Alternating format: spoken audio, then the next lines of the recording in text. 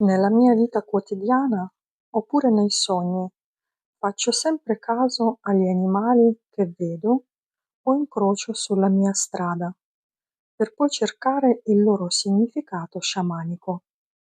Questo mi aiuta a trovare degli indizi o delle risposte alle domande che ho in quel momento della mia vita. L'occasione del genere non è mancata durante l'intervista con Emanuele Buzzi, responsabile maestro di ballo presso New Dance Alba di Viterbo, personal coach del benessere e attore di teatro. Durante l'intervista Emanuele ha menzionato l'aquila e quanto l'immagine di questo rapace lo ha aiutato a cambiare la visione di se stesso. Ovviamente molto incuriosita, ho trovato il seguente significato. L'aquila è il ponte tra il terreno e il divino. Rappresenta una visione spirituale elevata e la libertà dell'anima. La sua capacità di vedere da lontano e riconoscere le opportunità la rende un potente alleato spirituale. Gli aquilini sono spesso visionari, con un intuito profondo e una capacità innata di ispirare gli altri. La loro leadership deriva dalla capacità di vedere oltre il comune e di elevare gli altri con la loro visione. Guardando l'intervista vi accorgerete non solo quanto c'è di Emanuele in questa descrizione, ma anche quanto la libertà nel movimento del corpo incide sulla libertà nella vita in generale. Scoprirete che cosa cercano le persone a scuola di ballo, quali sono i ruoli dell'uomo e della donna nel ballo, come è nata la versione di Emanuele Excel, quale parte di Emanuele va a colmare il teatro e che cosa significa per lui la crescita personale. Buona visione a tutti.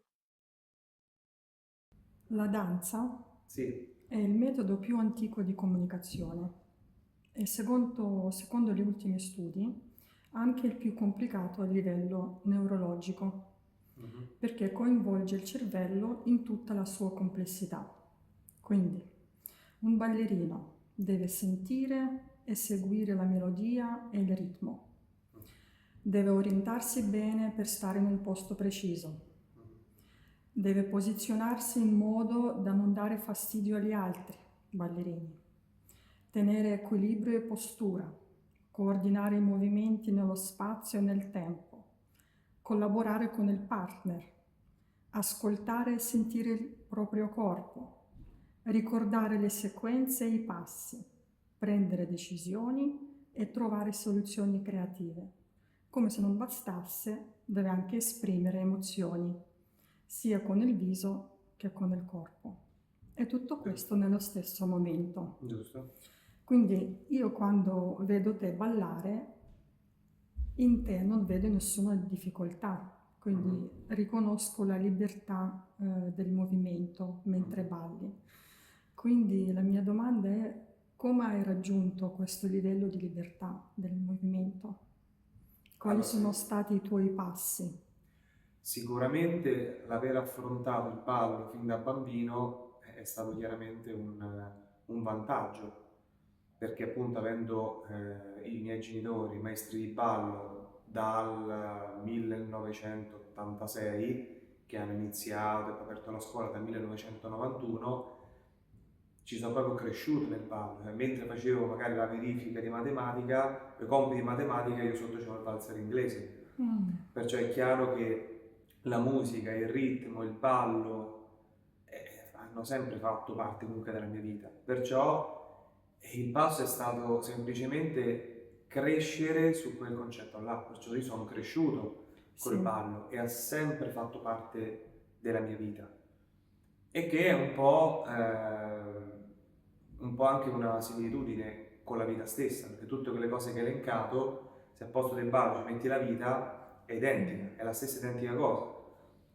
Magari non c'è il ritmo, però c'è i ritmi della quotidianità, perciò devi pianificare la giornata. Dunque, i passi sono stati proprio i primi passi che ho mosso da piccolo, Quanti anni avevi? ma credo 5 anni. 5 anni. Ok. Quindi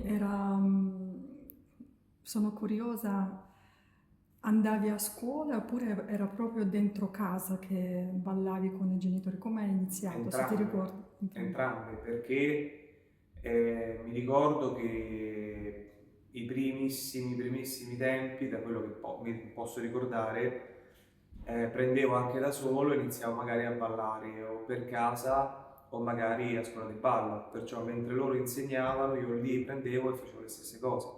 Fino a che poi con la prima ballerina, mi ricordo forse la prima gara a 6 anni, ero talmente piccolo, c'era il numero di gara che spuntava fuori dalle spalle, perché era più grosso il numero che la schiena mia.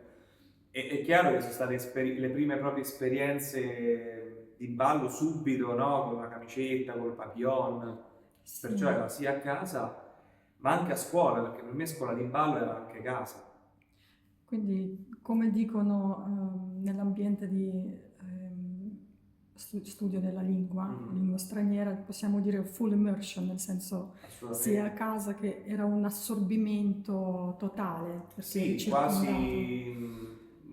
quasi una setta, nel senso, sì, perché poi quando uno è appassionato, come il calcio, chi è appassionato della Roma parla solo della Roma, Sì, pure a casa, e perciò a casa di che si parlava del ballo, sì, della gara, di quello che balla, però tutto questo era cucito chiaramente in un equilibrio, e che sì, però piaceva e piace tuttora. sì, sì, sì, sì. Quindi i tuoi genitori hanno contribuito tantissimo alla tua passione, giusto? Eh sì, perché hanno contribuito direttamente e indirettamente. E direttamente perché è chiaro che tu sei maestro di ballo, la prima cosa che vuoi è che tuo figlio balli, per forza. Lasciando poi la libertà, ha fatto anche altri sport, lasciando la libertà anche di provare altro. Però il ballo c'è quasi sempre stato, forse in qualche anno dell'adolescenza, sai, che quei momenti passi, ecco, da fare al pittore all'ingegnere, perciò provi un pochino tutto, che ci sta come prova, però sì, c'è sempre stato loro direttamente insegnandomi proprio loro e poi indirettamente perché tutto quello che girava al di fuori, ad esempio loro essendo anche competitori, spesso il weekend io mi ricordo che sembra una cosa assurda, ma io a 7 anni magari stavo al palazzetto dello sport con le borse, i portafogli che riprendevo, perciò facevo il videomaker, tante volte dicevo guarda qui c'è il bagno, cioè e a 7 anni vedevo questo bambino da solo che girava i palazzetti e questo era un gioco, è come andare a Mirabilante per me, perché magari giravo, vedevo quello, i vestiti. E normalmente se il bambino la domenica lo porti al parco, io sono al palazzetto dello sport. Sì. Adesso guardando un po' indietro, no? Sulla tua vita, comunque pensi di avere avuto la scelta di non fare il ballo? Sì, Sì, quindi... sì, sì, sì. Sì, perché poi ho fatto anche karate, quasi fino a cintura nera, ho provato altri sport, in parte rugby, baseball, ho anche fatto nuoto, ho fatto vari sport, però è chiaro che il ballo, come dicevi prima, è così completo e che non c'era un altro sport che mi dava la stessa sensazione. ecco. Magari riuscivo a fare più cose, c'era un periodo che facevo ballo a livello agonistico, karate a livello agonistico, solo ogni tanto che sbagliavo, andavo in gara, menavo la gente e sul karate facevo troppo stile, però c'è sempre stato perché, come giustamente detto, è così completo, è così anche articolato, quasi molecolare, è che tutti gli altri sport, vedi, con la palla, non mi hanno mai appassionato, cioè come il calcio. E quanto sono state importanti invece le emozioni? Perché noi abbiamo parlato un po' del livello neurologico, sì, del corpo. Che emozione ti dava il ballo? Allora, da bambino, vabbè, adolescente, diciamo, sono tutte sensazioni diverse. Perché poi la sensazione del ballo in sé, il bambino la trova un po' come autostima e un po' come, non dico egocentrismo, però è molto simile, nel senso il bambino quando balla lo fa per se stesso, non lo fa. Sì, ok, si dice lo fai per il pubblico, ma tu balli per te. Ma perché si diverte? Sì, si diverte, però è un divertimento è un divertimento ragionato, non è tipo vado al parco, nel senso Ok. si diverte, Ah, però con una cognizione del miglioramento. Io parlo del bambino perché il bambino è chiaro che non è come l'adulto, dice faccio il corso, ok? Il bambino ci deve essere una crescita per forza, deve essere sport subito, perché, ok. capito? Perché tu a un Quindi bambino... percepisce proprio fisicamente questa Esatto, in crescita. tutto, fisicamente, Ok. moralmente, Mhm. psicologicamente, si deve tirare fuori, perché comunque tu Ah. anche fai un'esibizione di fine anno davanti a tutti, però è un'esperienza che al bambino aiuta Mhm. tantissimo. Quindi ti fa anche, aiuta l'autostima del Assolutamente bambino. sì, soprattutto per i maschietti, Mhm. che abituati a fare giochi di squadra, Ah. molti vengono, no? E lì sei tu, e la tua ballerina. Ah, questo non ci avevo mai pensato, bellissimo, è vero. Certo, e Mhm. soprattutto curi l'estetica. Sì. Cosa che nel calcio Per se ne frega. certo. No, invece è importante perché Mhm. l'estetica, il ballerino deve essere bello, cioè devi sì. comunque risultare.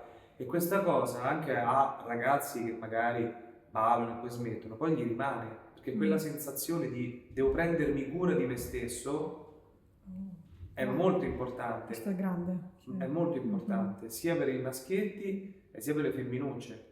Anzi, per i maschietti vedo che l'impatto è anche maggiore.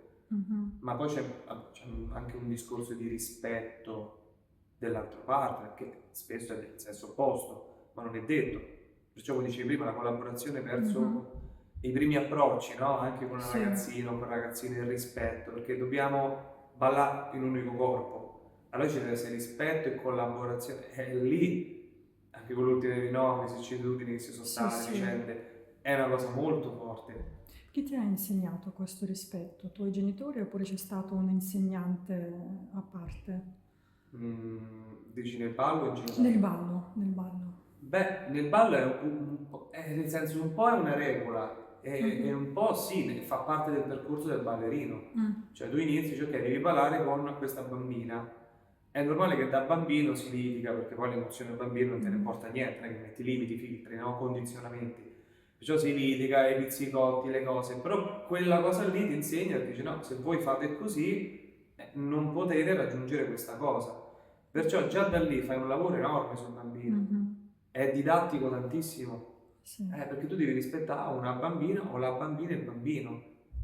Dice come io magari ho mio fratello che lo meno perché giochiamo, lui non posso, perché succede? Cioè si innescano dei meccanismi mentali e psicologici sui bambini che è allucinante. Infatti si vede proprio che il ballerino è proprio rispettoso di suo. Non vedrai mai, oddio, perché c'è anche la pecora nera, ma non vedrai mai un bambino che ha fatto danza che non è rispettoso. Cioè è veramente difficile, perché la danza è proprio arte e non esiste.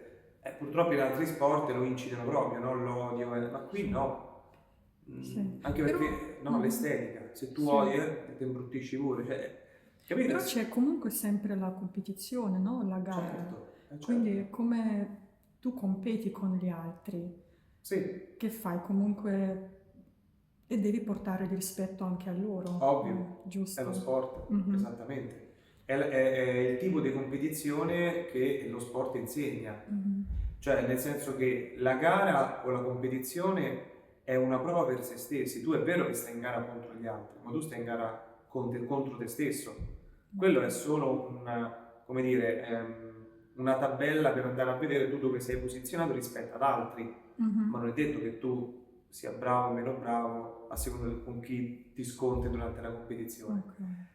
Ma la competizione insegna tantissimo. Infatti i bambini si portano a fare gare, ma non per un concetto perché devono, ma perché è fondamentale che loro alla prima gara si vedono vestiti, devono avere paura, c'è il genitore che sta là, e anche educare il genitore, che qua non è solo un bambino. Perciò c'è tutta una sfera di regole sottintese che ti posso garantire che dopo anni che frequentano scuola vedi anche i genitori che cambiano mentalità. Si lavora pure con i mental coach all'interno della scuola, sia sui genitori che sui bambini. E per te che cosa è stato importante quando facevi le competizioni? Che cosa hai imparato tu? Cosa hai portato dalle competizioni? Che la competizione a me personalmente ha insegnato che non c'è mai fine al miglioramento. anche se tu arrivi primo, Ok. in realtà chi arriva primo è quello che si deve preoccupare più di tutti, perché hai meno motivazione e gli altri sotto ce l'hanno molta di più. Sì. Perciò in un ambito, in un mondo come quello di oggi, che vuoi o non vuoi, se tu stai sul mercato, ma anche con tuo marito o tua moglie sei sempre in vendita, tra parentesi, tra virgolette, la competizione ti insegna che se tu vuoi arrivare lì c'è da fare un lavoro, devi pagare un prezzo, se tu non paghi il prezzo non ce l'avevi, punto. Allenamenti, private, rinunce, ma amici vanno a mangiare il Mac e tu non puoi perché devi chiaramente rispettare le cose. Questo insegna. Sì. Rinunce anche degli adolescenti, perciò tu da bambino dici non posso perché devo andare all'allenamento, non posso perché devo andare a danza.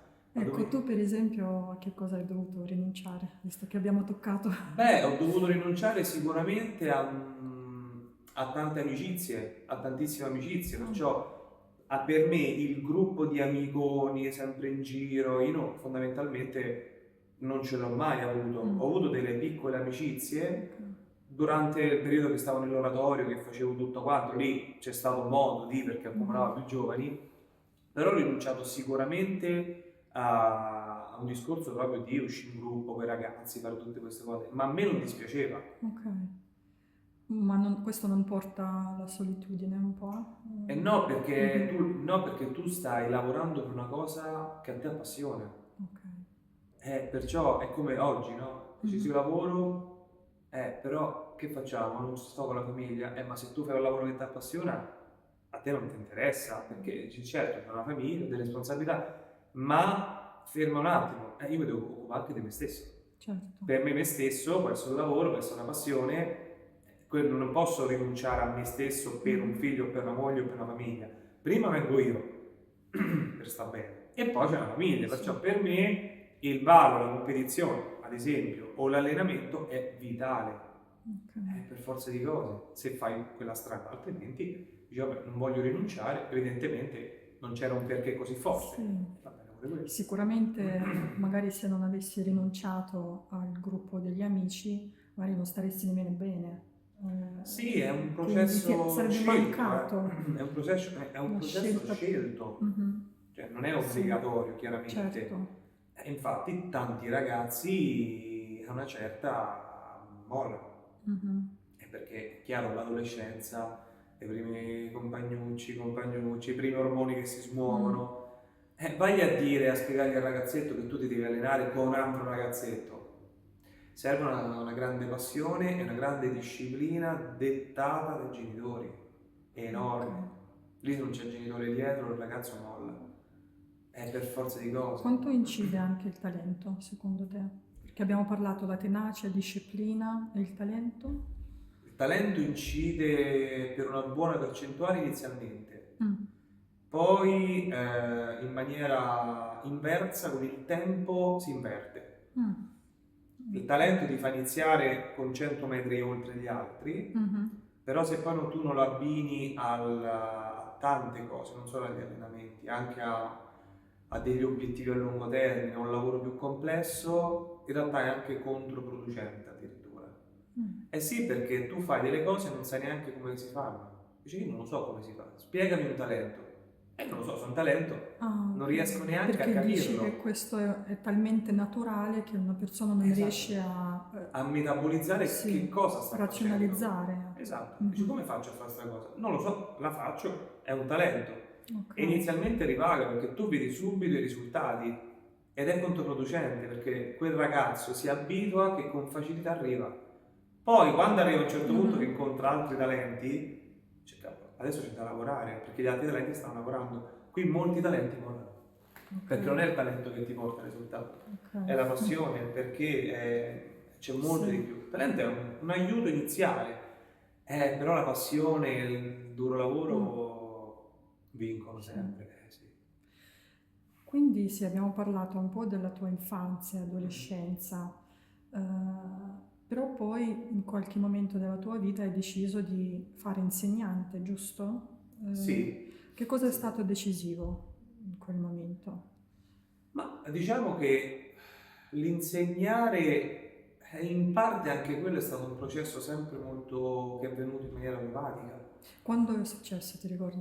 Ma io magari già a 12-13 anni, se c'era una coppietta tra le tante che c'era bisogno della mano, ma quella lì facevo dei passi magari, perché Ok. magari già li facevo in gara Mhm. e allora già davo magari una mano ai miei durante i corsi, guarda il passo sinistro, il passo destro, perciò anche quello è stato un processo talmente naturale, forse anche perché magari c'è una predisposizione a dare agli altri, che in realtà neanche mi sono reso conto, poi a una certa Sì. ho detto vabbè iniziamo in maniera un pochino più professionale, Mhm.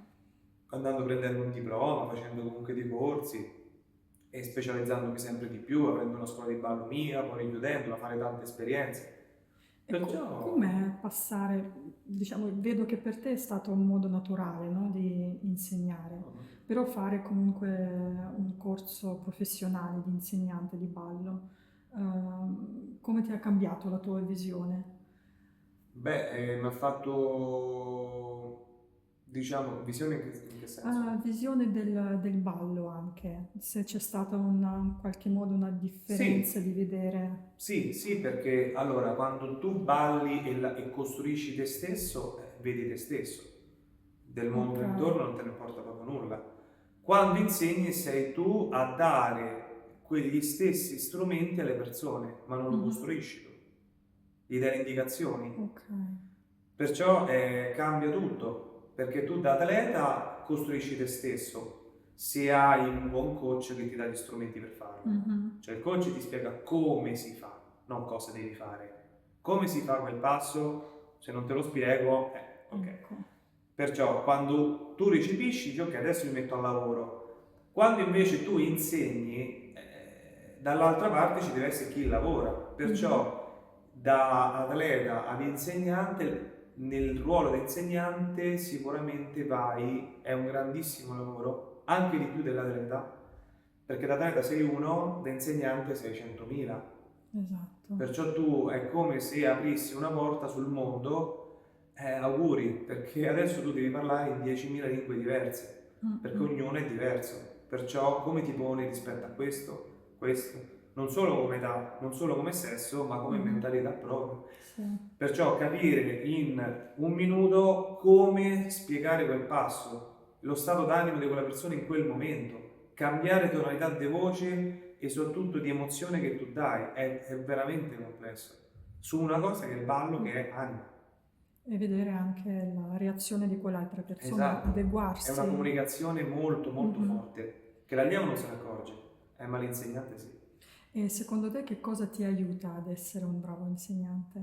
Qual è il tuo lato forte? Ma bravo, non so, nel senso che comunque sicuramente la passione nel dare agli altri, che è la cosa che mi spinge di più a farlo, perché vedo che il ballo è un ottimo mezzo per aiutare gli altri, perché è sociale, perché lo possono fare tutti possiamo ballare. Sì. E chiaramente poter aiutare gli altri in momenti più o meno di difficoltà, o non di difficoltà, ma di divertimento, e questa è la cosa è la passione più forte, di poter dare, no? Ti viene in mente qualche esempio? Senza dare nomi? Sì, come no, voglia. Ti posso fare diversi esempi. La cosa che mi ricordo è di un signore che venne un anno, a cui era morta la moglie, però lui era già grande, però era un signore che non si curava tanto di se stesso, cioè lui era rimasto sposato e per anni e anni era rimasto fermo lì. Lui venne e mi disse, io voglio ballare, non sono capace, e ho visto che era si portava dietro un peso di questa perdita enorme, e la lezione che faceva con me individuale, manco con una donna, con me, cioè che ballavo io, era di un'ora, 45 minuti a come dire, sollevarlo, un quarto d'ora di ballo.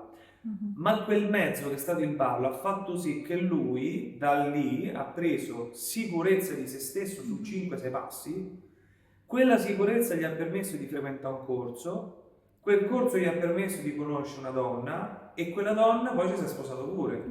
E se tu lo vedi oggi è totalmente un'altra persona, totalmente un'altra persona.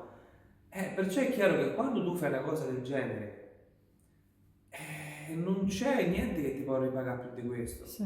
O persone che ti posso fare una lista che dopo che sono state qua dentro, che gli ho insegnato, si sono sposate. Adesso sono moglie e marito. Porti l'amore. Sì, ma più che altro unisco, cioè tipo uno Sì. spilletto, perché capisci che strumento potente che è il ballo? Sì. È una roba che, non lo so, secondo me al di fuori non c'è una roba così.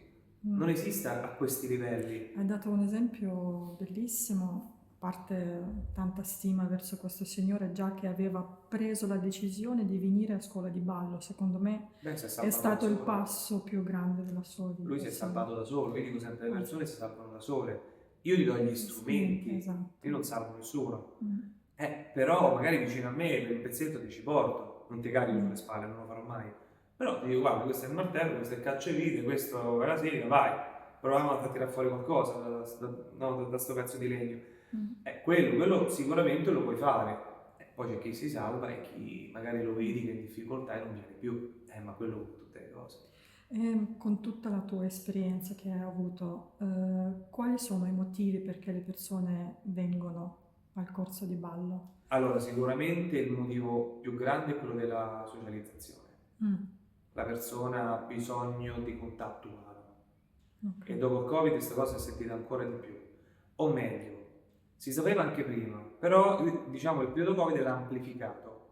Perché un po' ancora è rimasta questa cosa oddio, attenzione al contatto. È un filo molto sottile, ma è rimasta. E questa cosa pesa alle persone. E chi poi invece ha il coraggio, perché sembra banale, lui dice, beh, vengo a scuola di ballo. No, ormai ci vuole anche coraggio. Non è così banale, perché molte persone prima lo facevano con più facilità. E adesso invece avere quella socializzazione, quel contatto umano, è come se fosse un Eden di qualcosa che fare non c'è più. Perciò la persona viene per socializzare, per non stare da sola, soprattutto per riscoprire se stessa. Perché chi viene a ballo viene per sbocciare, non viene per imparare passi. È così. Il bambino viene perché è un esempio di vita. L'adolescente viene perché magari si vuole divertire. Il giovane vuole fare le gare per tirare fuori se stesso e far vedere a se stesso e ai genitori quanto vale. La coppia viene per scoprire lati della coppia in tutti gli ambiti, ancora di più, dall'eros alla comunicazione, che parla di comunicazione. Oppure la persona più anziana viene per fare movimento, per attivare il cervello, per sfogare e togliere tossine, stare meglio, perché dopo le lezioni del ballo comunque stai meglio, perché comunque hai dato da mangiare alla tua anima, gli hai dato un nutrimento che altre cose ce ne stanno chiaramente, però il ballo è il mezzo diciamo anche più semplice per arrivarci no? a quella luce là. Se ho capito bene, venire al ballo adesso è una scelta anche più consapevole da parte di persone, non è più, vabbè, il mio amico va al ballo, vengo pure io. È più forse perché c'è un bisogno preciso di qualcosa, di Entrambe perché sì, vengono persone per necessità, e ormai le vedo subito, con 3 secondi, ok, e qualcuno che dice, senti, io questo mondo non l'ho mai affrontato, però c'è nel mio amico, andiamo. Okay. Come no? Sì, e in entrambi i casi, perché anche lì la persona che viene spinta dall'amico è perché magari ha ancora da dare tanto e magari nel lavoro che fa, con le relazioni che ha, nella quotidianità non riesce. Perciò dice, dai, vieni su, dai, vieni che ti do una mano, cioè non glielo dice palesemente, dice, dai, vieni che siccome ti sei lasciato hai bisogno di rimuginare un po' le emozioni. Perciò sì, la persona c'è sempre una necessità, però delle volte c'è anche chi ci viene a cuore leggero, dice, vabbè dai, affrontiamo questa cosa, vediamo un po'. Anche una piccola sfida con se stessi, capito? Sì. Sì.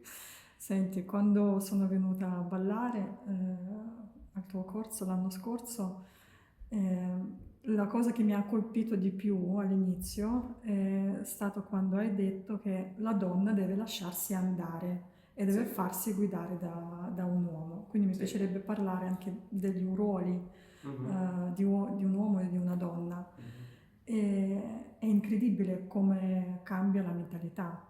Solo quella frase. Sì. Perché stiamo vivendo in un mondo dove lasciarsi andare è molto difficile. Certo. Anche se sì, con mio marito magari mi viene un po' meglio, Certo. ma non nemmeno tanto, quindi Assolutamente sì. Sì, perché a parte il ruolo in sé del ballo, perché comunque nel ballo c'è un leader, viene chiamato, un follower, adesso facciamo questi nomi un pochino più aggiornati. Leader lo dice la parola, leader è colui che dà delle indicazioni, però ne fa parte, no? E il follower è colui che segue, perciò c'è comunque nel ballo, che neanche troppo più questo, cioè l'uomo che normalmente dà comunque una guida e la donna non tanto che lo esegue, e la donna diciamo che non guida, ecco, diciamo non ha questo ruolo, ok? Poi all'interno della coppia in realtà è visto un po' diverso, è un po' visto come l'uomo deve imparare a creare gli spazi per la donna e la donna in questi spazi deve fiorire il più possibile. Però se dico così sembra che stiamo in orto botanico. No, però, è bellissimo, ho capito quello. Però è questo il vero senso. Lasciare lo spazio. E c'è un rispetto enorme su questa cosa qua, perché facciamo una cosa insieme, l'uomo ti dice e ti crea la strada per far ballare la donna, cioè l'uomo balla per far ballare la donna, non per se stesso. Poi certo c'è anche l'ego, comunque ok, però il ruolo è io adesso faccio in modo che questa donna si diverta o comunque tiri fuori su se stessa. Cioè, una cosa del genere, se togli il ballo, è essenziale. Ecco che, ricollegandoci a prima, su un bambino che tu fai questa cosa, non ci può essere il non rispetto.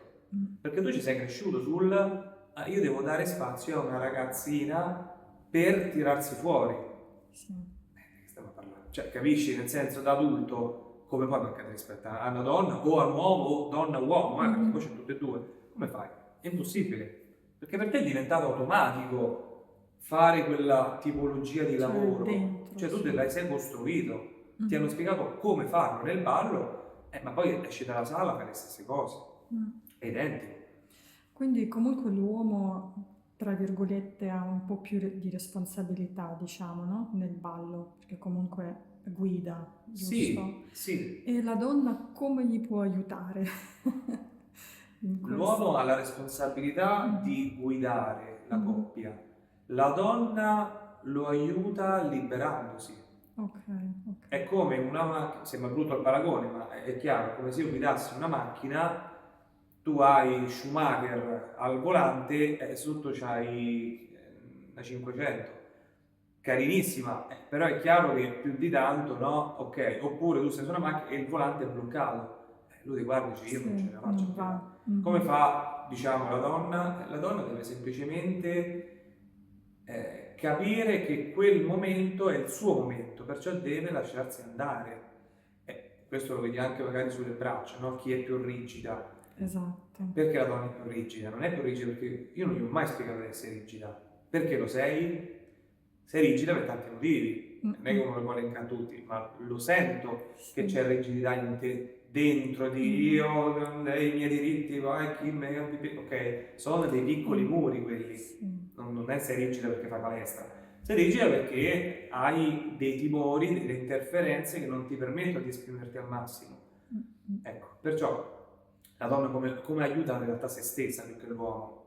Piano piano, l'1% alla volta, dico sempre, l'1% alla volta, piano piano, diciamo, oggi mi libero un po' di più, oggi questo.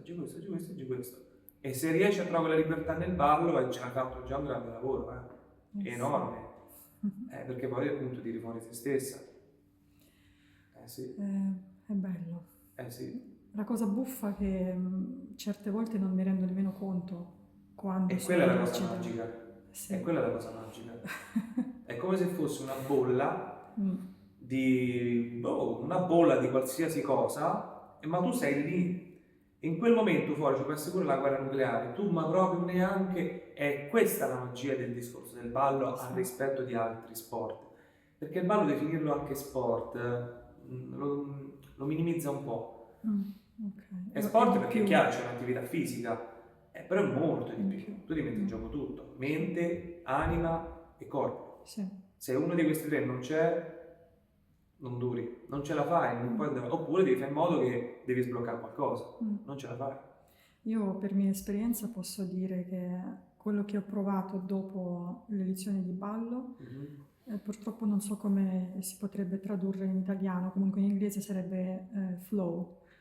Quindi Come no? proprio Sì. esatto, Un po' è un'energia, bellissimo, no? Un po' sì, è bellissimo.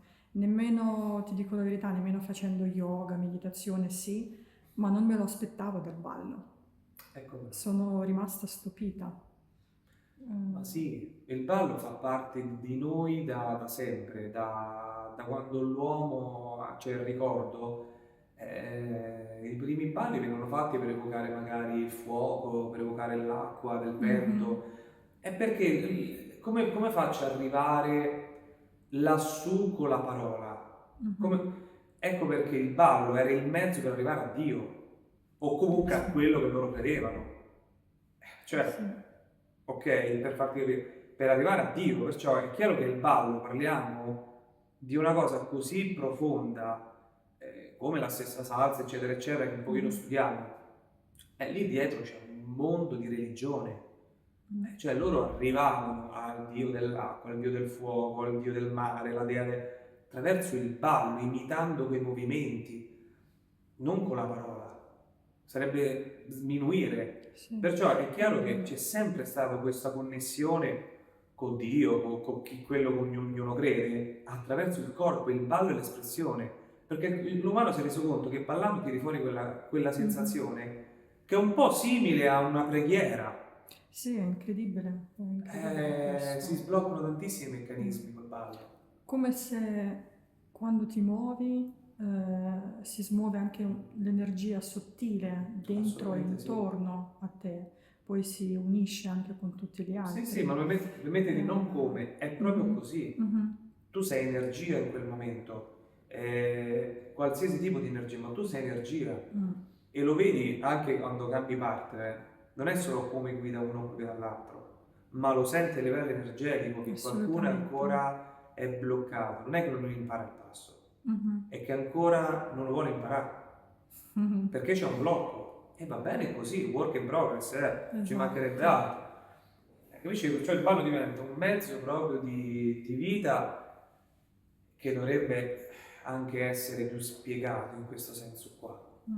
E dato molto di più rispetto ai sport classici, perché va bene tutto, Sì, certo. Però secondo me è chiaro che parliamo di una cosa molto più completa. Infatti il ballo è per dire uno sport completo.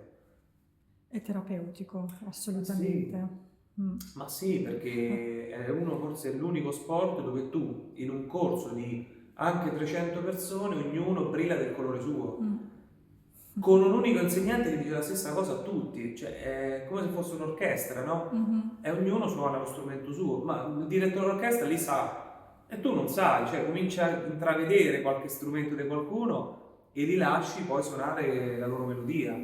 È incredibile questa cosa qua, è bellissima questa cosa qua, certo. Senti Emanuele, ma dopo tutto quello che abbiamo detto, hai mai avuto il desiderio di lasciare il ballo? Sì, nel senso in passato l'ho lasciato il ballo per 4-5 anni, per prendere anche consapevolezza di cosa volesse dire vivere senza ballo.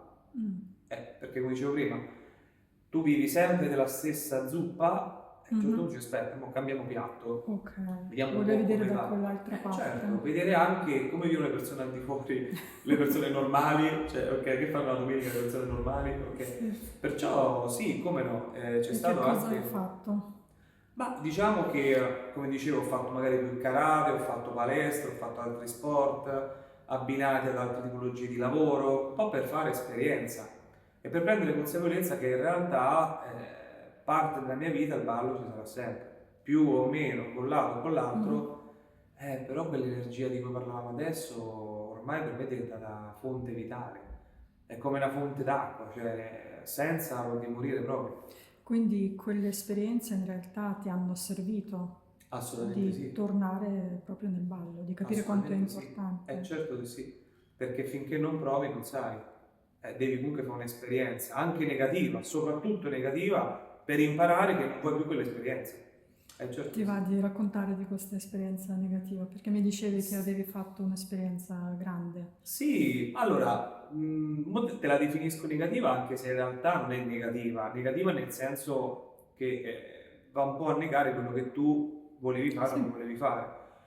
Io, ripeto, avevo 19 anni, ero proprio nel mondo del ballo in pieno, ballavo anche una ballerina molto brava, facevamo gare, avevamo risultati da paura proprio, e era proprio sulla cresta dell'onda.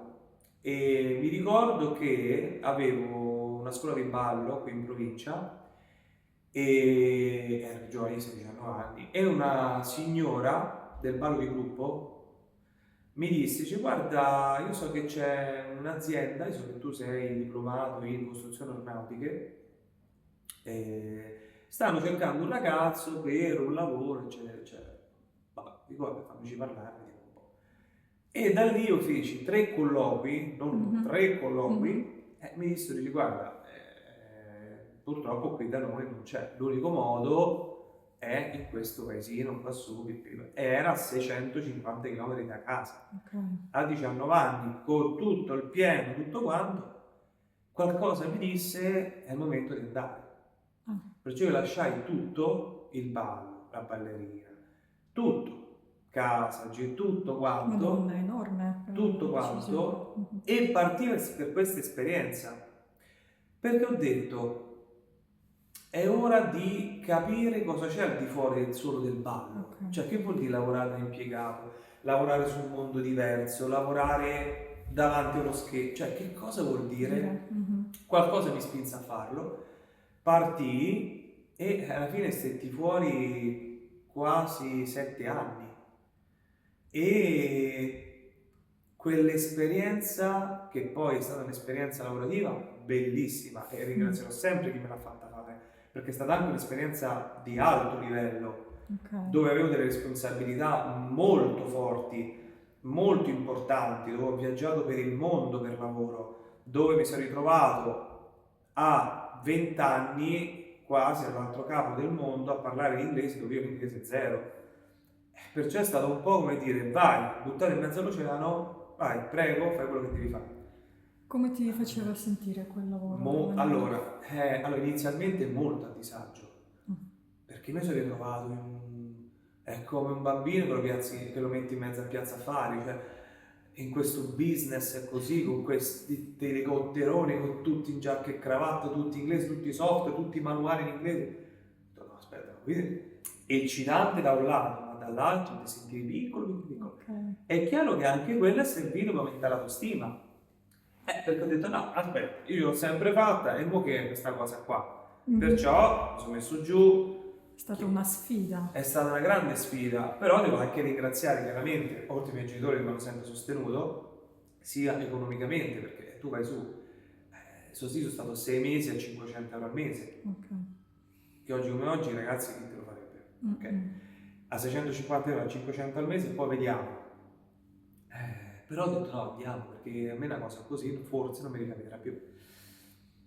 E allora da lì poi è partito tutto, però quei mesi iniziali sono stati duri, perché dalla banalità, e mo come si fa una lavatrice?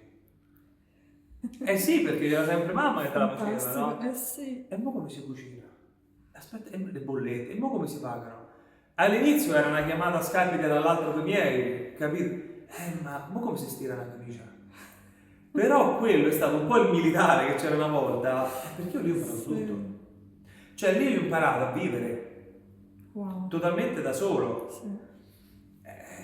Come si faceva? Boh, facciamo questo, proviamo quest'altro, più il lavoro, più uscivi, come si fanno la cravatta? Cioè, tutte quelle banalità, che non sono banalità, che tutt'oggi sono uomini a 40 anni non sanno stirare la camicia, o non stanno cucinare, o non sanno che vuol dire lavare per terra, che in realtà a me è servito tanto su quel lato. Poi è normale che a un certo punto avevo visto che quel sistema per quanto professionale, per quanto di alto livello, per quanto anche meritocratico, non faceva più per me. Perché poi è stata una doppia sfida, lavorativa e sociale. Certo. Perché io stavo in un paesino di 5.000 abitanti con l'età media di 75 anni. Quella A potrebbe 20 essere anche la anni. sfida più grande, forse. A 20 anni. Mi guardo dentro e dico, e mo che faccio un weekend? Mi sono ritrovato un weekend a riposarmi totalmente, a non fare nulla. Eppure lì è stata una sfida. Che prima non facevi mai, immagino, domenica di Esatto, una domenica con del tempo disponibile. E mo come occupo il tempo? Bene, perché finché tu hai la mente, il corpo e il tempo occupato, va tutto bene, ma quando ti fermi un attimo, ed è giusto fermarsi, santificare i momenti di fermo, e mo che faccio? Aspetta, ma io chi sono? Perché esisto? È molto importante questo lavoro, perché lì vai a scavare. Forte. Perché finché tu vivi sulla cresta dell'onda sempre, perché il ballo un po' te la fa vivere sta cosa, cioè, parliamoci chiaro, no? Anche il maestro di qua e di là, sempre un po', boom, c'è più niente, ti trovi da solo, il nulla, un lavoro, poi, aspetta, qui devo conoscere una ragazza, aspetta, come si fa senza ballo? Ok, poi devo relazionarmi, come si fa senza ballo? Tu provi a fare le stesse cose in un lavoro dove ti guardano così, guarda che non stai in mezzo a un locale, ok? Però l'ho mantenuta, anche al lavoro io questa cosa l'ho sempre mantenuta e in realtà veniva apprezzata perché in un mondo di ultra professionalità io che arrivavo dicevo buongiorno, allora, cioè magari la gente mi guardava e rideva, no? Perciò vedi tu il sole poi lo porti ovunque. Conquistavi subito. Però a un certo punto quel tipo di vita mi ha offuscato a me. Io non ero più quel sole là, io stavo proprio male. Io a una certa proprio ero oscuro, io non riuscivo più a essere me stesso. E quando tu non riesci più a essere te stesso, non ce l'hai più. Che segnali erano che ti hanno fatto capire che non eri più te stesso? Non stavo più bene, non c'era più solarità, allegria, nonostante avessi ripreso a parlare su anche. Perché a un certo punto ho detto, allora aspetta, proviamo pure questo. Non ce la facevi. Però era diventato più un impegno. Perché quel tipo di vita, io lo guardavo e facevo, ma io devo fare questo tipo di lavoro per tutta la vita, 10 ore al giorno qua dentro, sempre a tenere botta, per anche 2.000 euro al mese? Ma io non valgo 2.000 euro al mese, io valgo la libertà. E questa cosa, ecco perché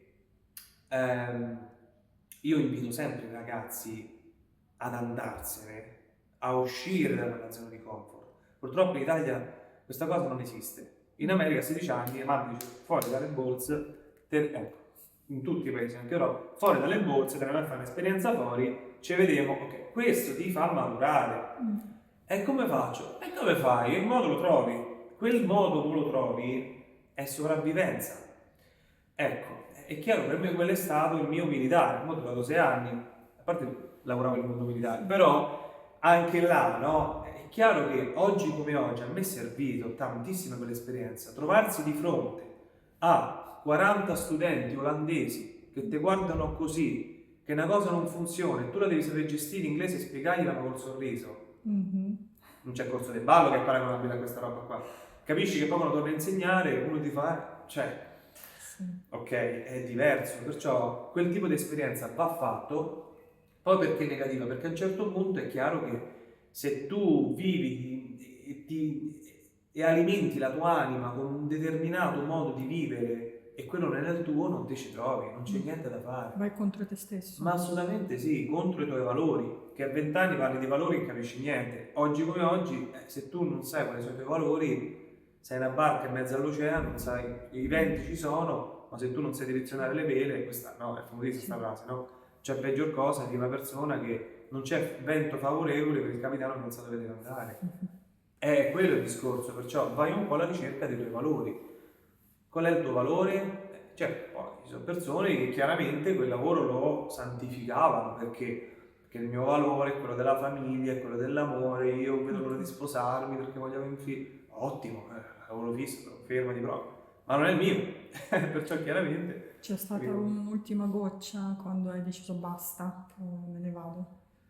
Allora, l'ultima goccia, credo, sì, sì, perché all'ultima voce è stata, come no, non mi farei pensare a questa cosa qui, l'ho quasi dimenticato. L'ultima voce è stata quando io stavo insieme a una persona lassù, che poi era in provincia di Varese, e ci ho convissuto per 3 anni e qualcosa, ho vissuto per 3 anni e qualcosa. E poi questa persona, diciamo, non dico che mi ha tradito, però diciamo che questa persona mi ha aiutato tanto a tenere botta lassù, perché chiaramente tu c'hai un'altra persona a casa, cioè, è diverso quando tu stai in un nucleo familiare anche con 2 persone e sei totalmente da solo. E è stato quando questa persona poi, diciamo, non c'è stata più, o meglio, vedevo che incominciava ad avere interessi verso altri colleghi al lavoro. E quando io ho capito che questa persona in realtà faceva così, e mi ricordo un fatto veramente tosto, e ho detto no, aspetta, no, qui non ci siamo. E lì ho riscoperto, aspetta, ognuno di noi è sempre solo, ed è una verità che ancora porto avanti oggi. E va bene che sia così, e lì è stata la goccia perché ho detto, questo così, questa cosa, basta, ce la faccio. Basta, perché non c'era più nulla che mi teneva là. I soldi, per carità, lavoro, l'unica cosina era un po' il lavoro, che era un buon lavoro, ma io non stavo più bene, arrivavo al lavoro alle 10, dovevo entrare alle 9, manco prendevo più permessi, cioè facevo poco come mi pare, proprio un liberale, proprio un anarchico, in un mondo militare, io arrivavo alle 10 e lo vedeva. Una persona che riconoscerò sempre, che è stato il mio primo, e lo chiamo papà del lavoro, e io gli voglio un bene dell'anima a questa persona, perché lui mi ha insegnato proprio a campare, e lui è stato tosto con me, Tipo? Lui è stato tosto, perché magari c'è sto lavoro, ma c'è da sistemare questa cosa perché non viene... Cioè lui mi metteva in un imbarazzo di lavoro, che io dico, e mo che faccio? Lui mi metteva in difficoltà ogni giorno, e io lo ringrazio sempre per questa cosa, guarda, è una passione, un amore proprio quasi paterno a livello lavorativo questa persona, perché lui proprio mi ha insegnato a campare. Cioè lui mi ha detto, tu devi fare questo, poi magari andavamo a fare le riunioni al lago, no? Però con lui è stato tosto, anche semplicemente non leggiamo una macchina, no devi girare di qua, no girare, lui c'aveva sto modo, io non lo sopporto, più lui guardava e lo so che non mi sopporta, cioè lui era consapevole di questa cosa, però mi ha fatto crescere.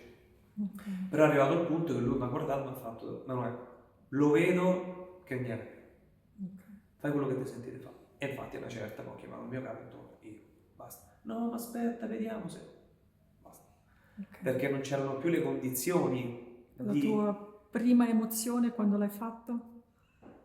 Quando l'hai chiamato? Libertà assoluta, me levo da un peso enorme. E oggi come oggi io quel ricordo lo ricordo con piacere, non come una cosa la voglio dimenticare, c'è una parte di me ancora sta là, c'è una parte della mia anima che sta lì ancora, è quella parte più razionale, più ok sì, l'anima, il ballo su e giù, ma c'è anche quello, perché la vita è anche quello, è soprattutto anche quello.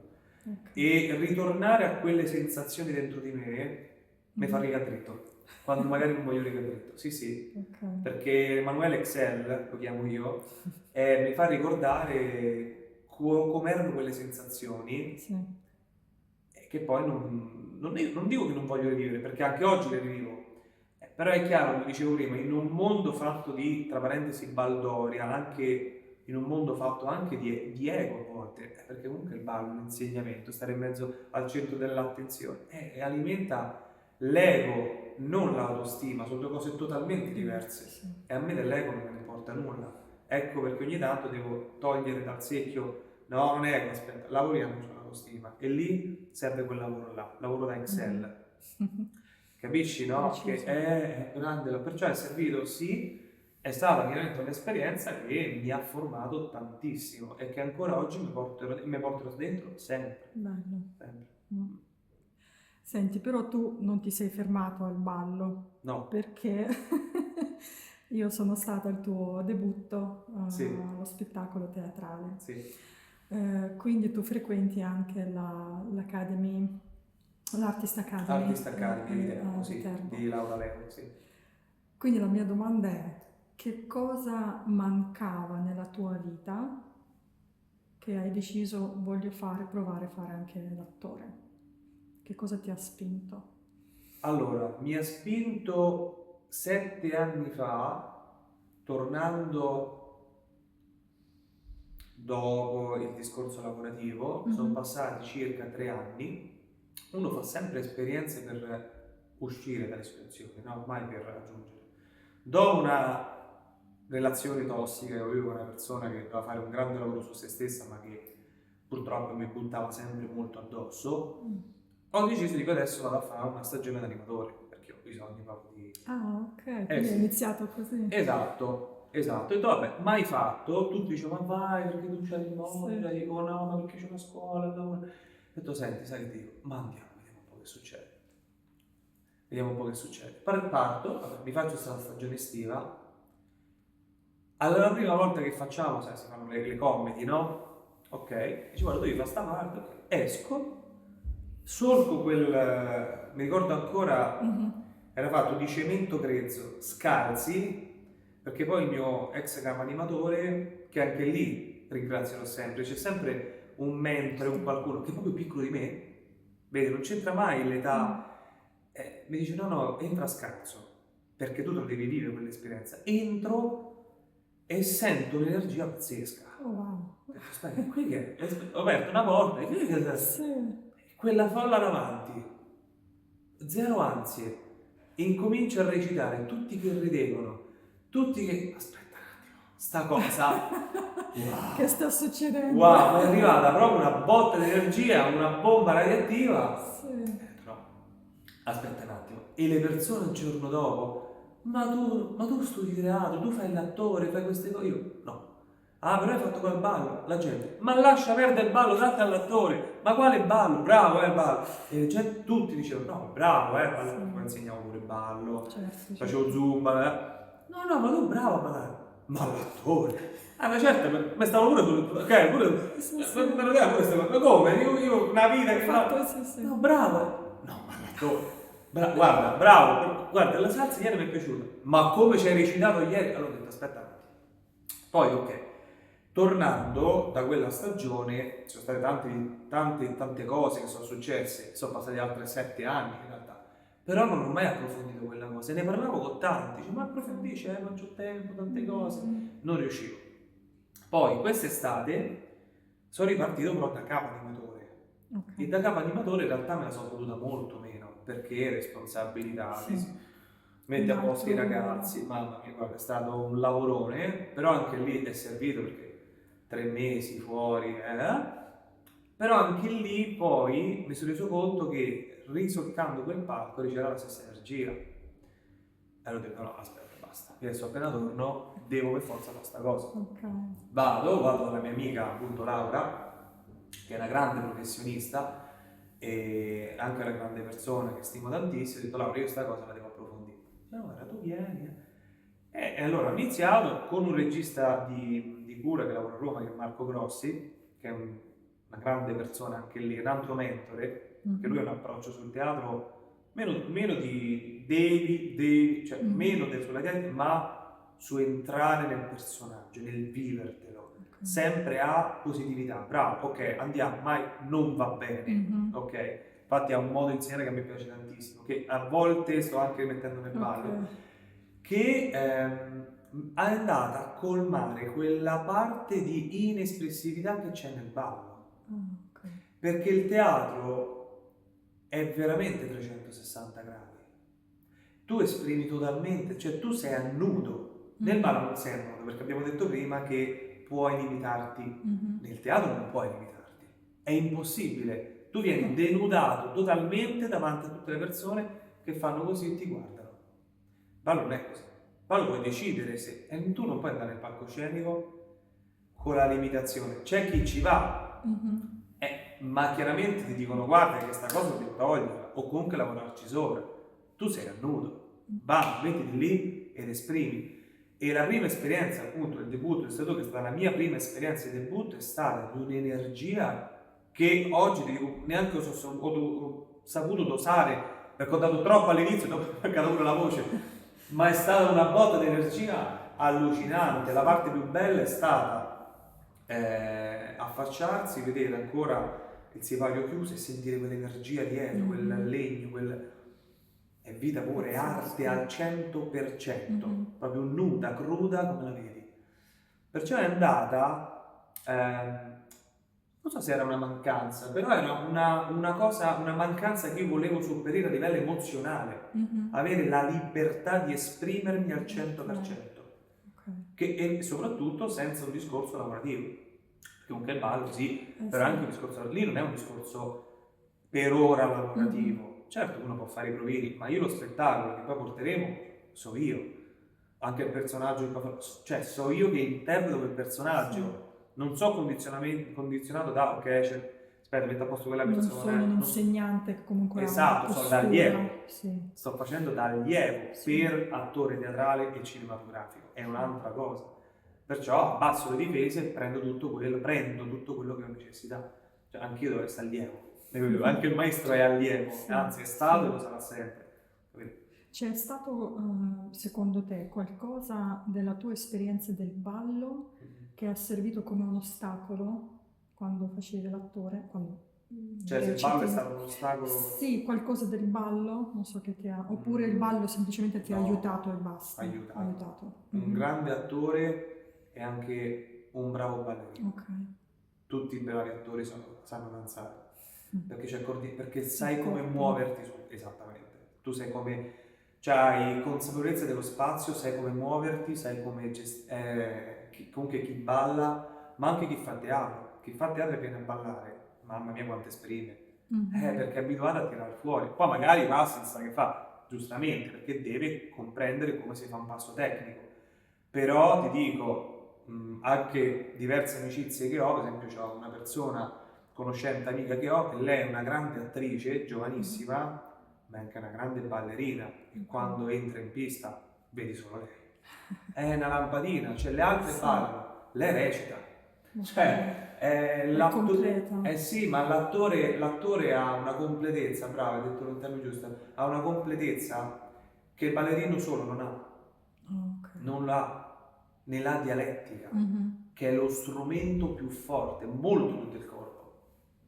Che ha una comunicazione corpo e voce, vocale, ma l'attore impara, o comunque chi fa teatro impara intanto le sue emozioni, se stesso, a tirarsi fuori, anche il teatro è terapeutico, tantissimo, a volte anche più del ballo, e soprattutto impari la dialettica, cose che tu magari ti sembrano giuste e dici no, aspetta, prova a fare questa azione qua, prova a fare questa, muovi il corpo con cioè saper usare la voce è fondamentale. E poi anche lì c'è un discorso di rispetto enorme, perché tu ti trovi a recitare in una compagnia e tu devi rispettare l'altro nei vari ruoli, cadersi in quel ruolo, cioè diventa anche un gioco di ruolo, è una figata, cioè, capito? Bellissimo. Hai detto che bisogna tirare fuori le emozioni dall'esperienza che hai avuto finora. Sì. Per te quale emozione è stata più difficile da tirare fuori, da lasciare andare? Oppure come poi... Sì. Allora, a livello emozionale, allora io non ho mai fondamentalmente difficoltà troppo ad esprimermi. Forse è stato più il discorso di società che non è abituata a quel tipo di standard. Sembra che pecco di presunzione, però anche essendo cresciuto nel ballo stesso, dove il ballerino comunque esprime nel suo modo, esprime, essere abituato a quel tipo di comunicazione, anche schietta, quando tu poi fai un lavoro normale, tu vieni visto un po' come un alieno. Perché quel modo di esporti, di esprimerti, cioè chi fa teatro, chi fa ballo, chi è abituato a tirare fuori emozioni, quando incontra uno che non le tira fuori, non c'è dialogo, anzi dai pure fastidio. Oh, quanto rumore fa questo. Quindi stai parlando proprio della libertà di espressione. Esatto, la libertà di espressione, esattamente. Cosa è stato difficile tirare fuori? In realtà non ho avuto difficoltà, sia a livello teatrale ma anche a livello di ballo tirar O fuori. forse allora che cosa ti sei ricordato di più, magari l'emozione che ti ha emozionato, cioè suona veramente male, però No, l'emozione ok. più forte Tu dici nel ballo? nel teatro, adesso nel teatro. Nel teatro l'emozione più forte è quella, devo spiegare la parola, è veramente difficile. Sì. Prendiamo magari il tuo personaggio che hai fatto, Ulisse, no? Sì. Quindi per te che cosa è stato più importante da dare al pubblico? Che cosa il pubblico avrebbe dovuto capire di più? Quale emozione Allora, percepire? in quel personaggio, allora, nel personaggio di Ulisse, quello che sarebbe dovuto arrivare, magari è arrivato, è che l'uomo non conosce i limiti alla conoscenza. Ok. Che nonostante gli amori, nonostante le amicizie, nonostante i figli, nonostante tutti, fatti non foste a vivere come bruti, ma chiaramente per vivere di virtù e conoscenza. Perciò, nonostante tutto, l'uomo è fatto per vivere di virtù e conoscenza. Perciò, nel momento in cui l'uomo si ferma perché dice la mia vita va bene così, muore. Ok, Ulisse chiaramente è un personaggio che forse neanche è esistito mai, ok?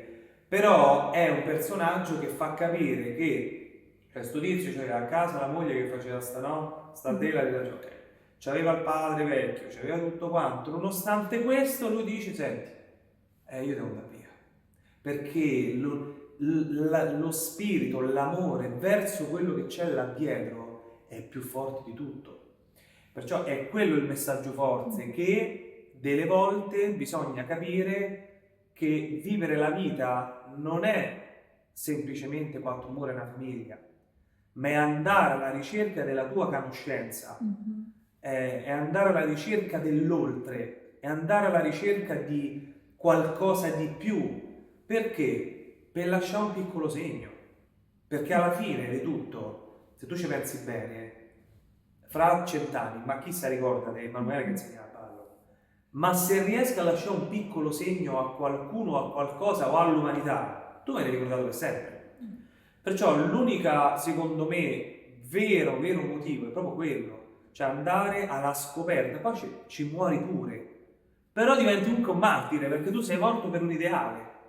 E quanti ce ne stanno, no? Martin Luther King, Mandela, te le posso elencare di pare. Cioè, alla fine che hanno fatto? Erano matti, erano favoli di testa, però oggi si studiano sui libri. Perché? Perché rincorrevano un ideale, avevano un credo.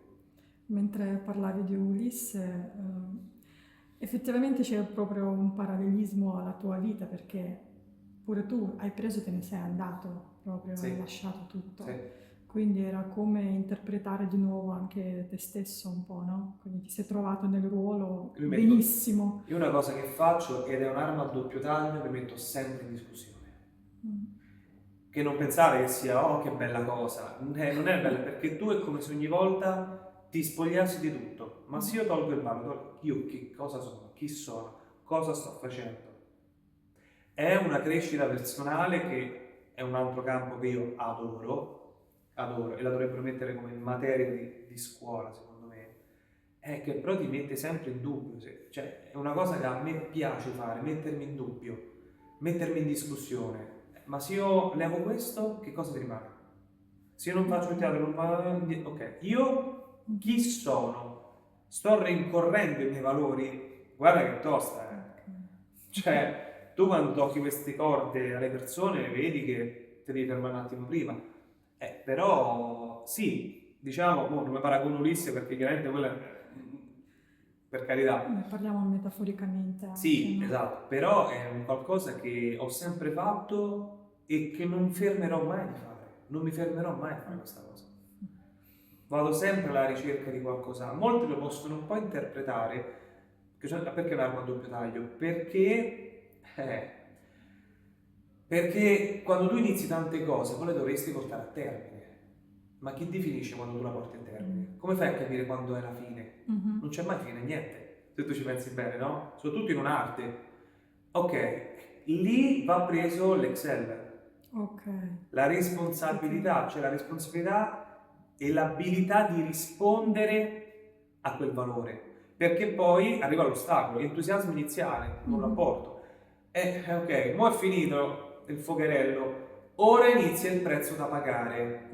Se non è una passione, ciao, lo metti via, bella esperienza, ma se è una passione, ora c'è da pagare il prezzo. Quale? Allenarsi, di amicizie, ok? Non andare fuori, andare a fare le prove delle armi quando c'è il sole fuori, a rinchiudersi dentro tanti anni, ok, però lo fai perché è passione, perché è animo, perché è libertà, perché sono tante cose insieme. Allora a quel punto dici inizio tante cose, perché? Perché non trovi quella giusta? Non so se lo posso dire, ma hashtag che dico sempre sti cazzi, cioè lo dico perché è una filosofia di vita che non mi ha preso tanti anni. Sti cazzi, è così. Adesso che spettacolo state preparando? Adesso stiamo preparando, allora io personalmente sto preparando una trilogia di Anton Chekhov, e rimodulata sempre dal regista Marco Grossi, che ha rimodulato queste, diciamo, 3 opere di Chekhov che sono L'Orso, Tragico Controvoglia e Proposta di matrimonio, dandogli sono 3 opere diverse, però dando un filo logico, fondamentalmente. E è anche là c'è tanto dentro, perché è un'opera dove proprio sono opere di tantissimi anni fa, ma sono attualissime, perché trovi l'orso, l'uomo bruto, che però fondamentalmente anche sotto pure lui cerca un po' l'amore, però ritorna sempre sui suoi passi, però comunque cerca l'amore, però ok. Poi quindi quello sarà il tuo ruolo? Quello è il tuo sì. ruolo? Ok. Io sarò Cubano, che praticamente è l'orso. Ok. E poi nel Tragico Controvoglia c'è un po' questa cosa che lui ormai è un po' in villeggiatura, sta fuori, ormai si è un po' rassegnato, perché però comunque tira fuori perché non ne vuole più, e poi c'è questo matrimonio che lui è vecchio, c'ha sta figlia, la deve dare a qualcuno, non sa chi dare, alla fine proprio gli va tutto male, tutto, diceva senti va bene così, perciò vedi proprio questa trasformazione del suo personaggio, si vedrà in cui parte lui giovane, bruto, magari io, no? Senti, Anche alla fine dice vabbè senti, va bene così, infatti anche il finale è bellissimo. ma che c'è di te, proprio della tua personalità in quel ruolo? Nell'orso? Sì, nell'orso. Beh, perché un po' c'è, perché so essere orso nelle cose che a me non appassionano, persone, lavori, amicizie. Io se non è orso, cioè lo vedi proprio, io traspargo, io non riesco a far finta. Che significa essere l'orso? L'orso vuol dire quasi mettere una protezione alle cose che non vibrano come te. E chiaramente nel personaggio è un po' uno di io sono una persona integra, io non mi innamoro, io questo e quest'altro, che un po' è attualissimo al 100%.